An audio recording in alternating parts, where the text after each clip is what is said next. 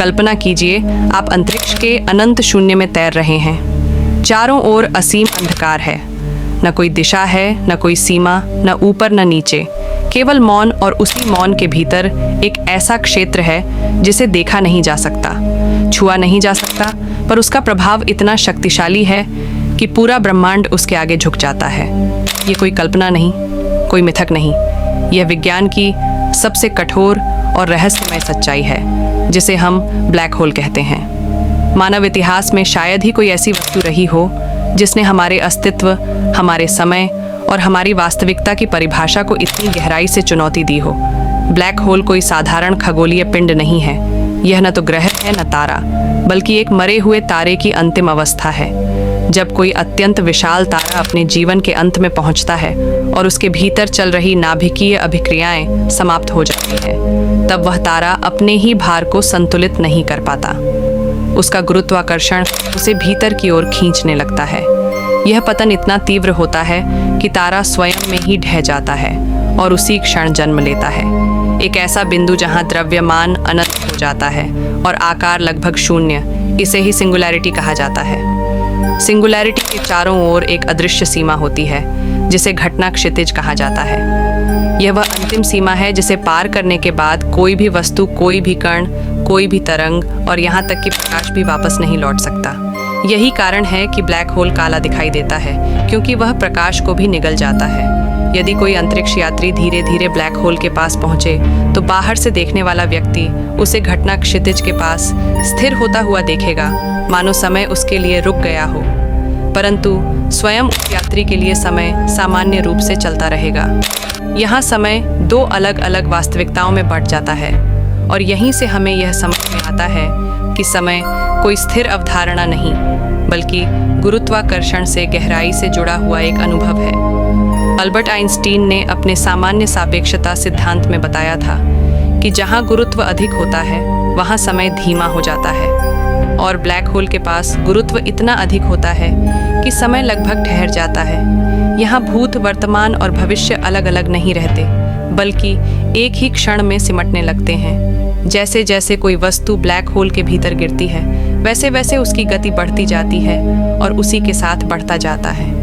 गुरुत्व का असमान प्रभाव, मानव शरीर इस यात्रा को सहन नहीं कर सकता, क्योंकि ब्लैक होल के समीप पैरों पर पड़ने वाला गुरुत्व सिर की तुलना में कहीं अधिक होता है। इस असमानता के कारण शरीर खिंचने लगता है, हड्डियां टूटने लगती हैं, मांसपेशियां फैल जाती हैं, कोशिकाएं बिखरने लगती हैं और अंततः पूरा शरीर परमाणुओं तक टूट जाता है। इस विचित्र और भयावह प्रक्रिया को वैज्ञानिकों ने स्पैगेटीकरण नाम दिया है।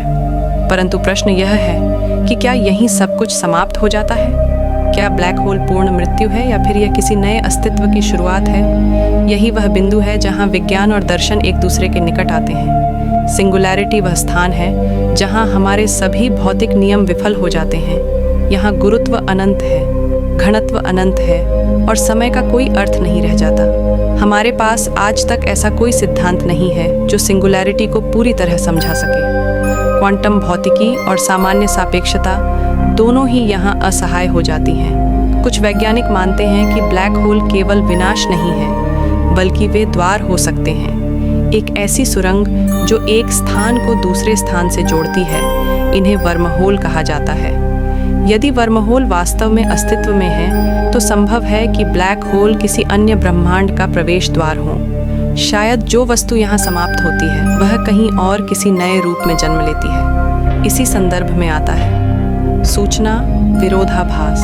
भौतिकी का एक मूल नियम कहता है कि सूचना कभी नष्ट नहीं होती, परंतु ब्लैक होल में गिरने वाली वस्तुओं की जानकारी कहाँ जाती है? स्टीफन हॉकिंग ने प्रस्तावित किया कि ब्लैक होल पूरी तरह काले नहीं होते, वे बहुत धीरे धीरे ऊर्जा का उत्सर्जन करते हैं, जिसे हॉकिंग विकिरण कहा जाता है। संभव है कि इसी विकिरण के साथ सूचना भी बाहर निकलती हो, पर यह प्रक्रिया इतनी धीमी है कि एक ब्लैक होल को पूरी तरह वाष्पीकृत होने में ब्रह्मांड की आयु से भी अधिक समय लग सकता है।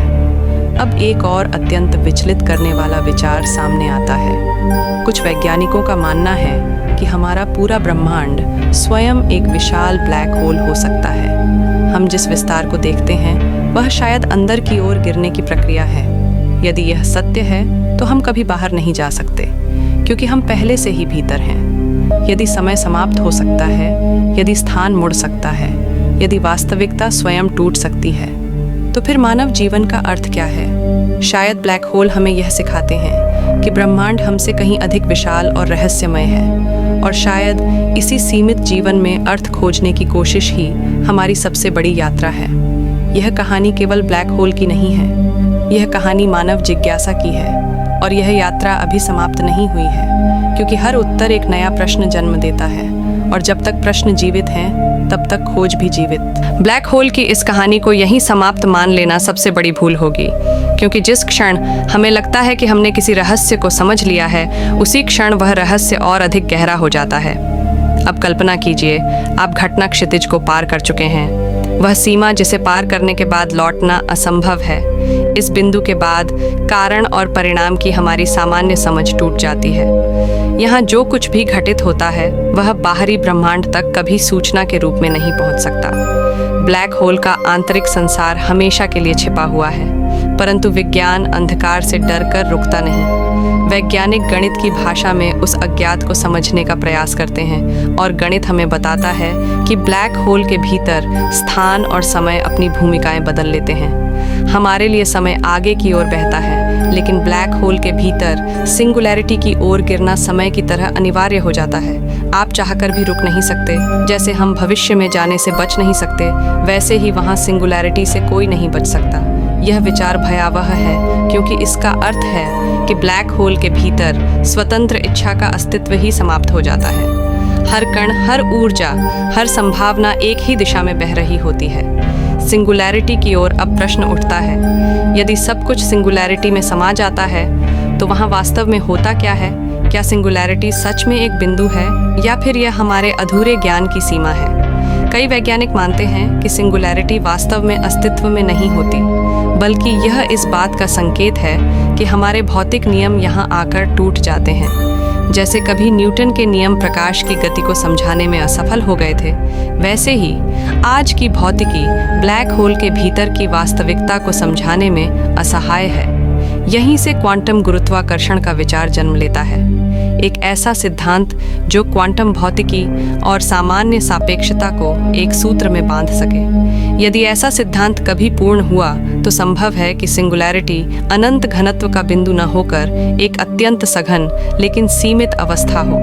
कुछ मॉडल यह भी सुझाव देते हैं कि सिंगुलैरिटी के स्थान पर एक घना कोर हो सकता है, जहां पदार्थ पूरी तरह नष्ट नहीं होता, बल्कि एक सीमा पर पहुंचकर पुनः फैलने लगता है। इसे ब्लैक होल बाउंस कहा जाता है।